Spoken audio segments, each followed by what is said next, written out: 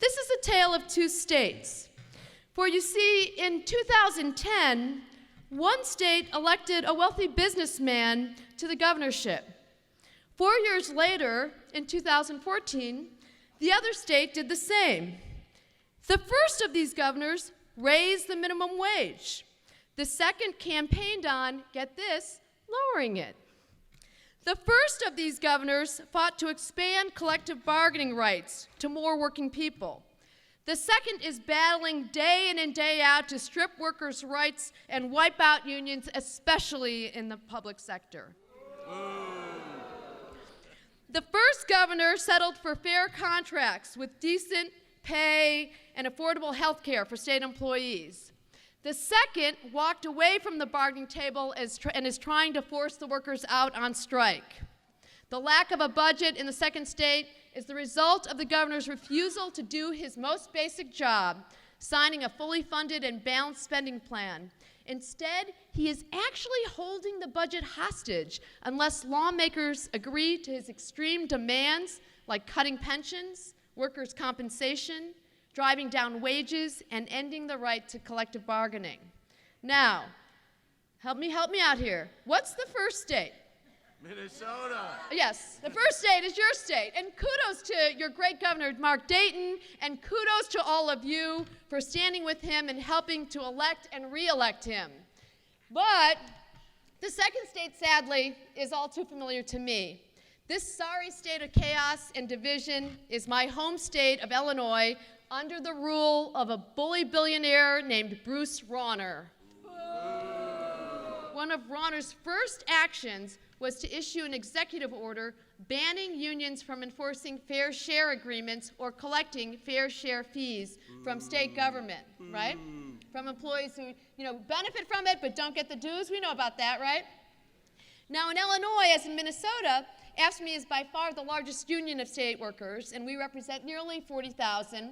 And on that very same day that he issued that executive order, it was our first day of bargaining our state contract with the Rauner administration, right? Yeah. It was an assault on the very existence of our union. Our existing agreement was slated to expire more than a year ago. Rauner walked away from negotiations in January and has refused to meet ever since, and he's seeking the unilateral power to impose his demands. Now, what does he want to do? Well, he wants us to have a 4-year wage freeze, no steps, no longevity. He wants at the same time to double the cost of health insurance costs for our members. And perhaps worse, the worst thing, is he wants to open the door wide to unrestricted privatization of state services. He wants to eliminate all standards and accountability. We have never experienced the fierce anti-union campaign among state employees that is waged by Bruce Rauner.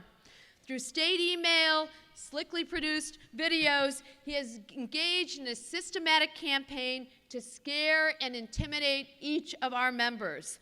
And he has brought in now a private sector anti-union organization called the Illinois Policy Institute. They mailed to our members a whole bunch of literature saying they could get out of the union. They even gave them a little form with an addressed envelope to us saying, here's how you can save some money. So it's on. The game is on.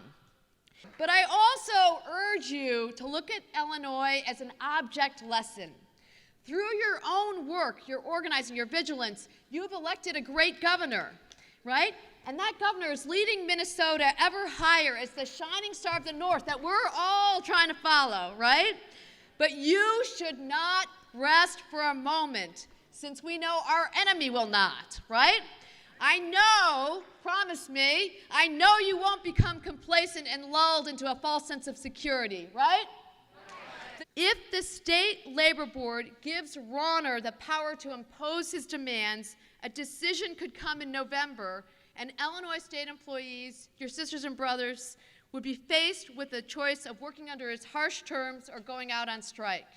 Now, I promise you, we will continue to be creative, aggressive, and relentless in our organizing and mobilizing of our members and our community allies. But we will also be reliant on the solidarity and support of the entire labor movement, not just in Illinois, but throughout AFSCME nationwide. And it is because we know we can count on the sisters and brothers of Council 5 and others like you that we know we can last one day longer and prove one day stronger than Bruce Rauner of Illinois. Woo! Let's show that support. Are we going to help Illinois? Are we going to help our sisters and brothers in Council 31? Are we going to stand up and step up and fight back and not let Bruce Rauner do these people in? Let's show that love. Let's show that support.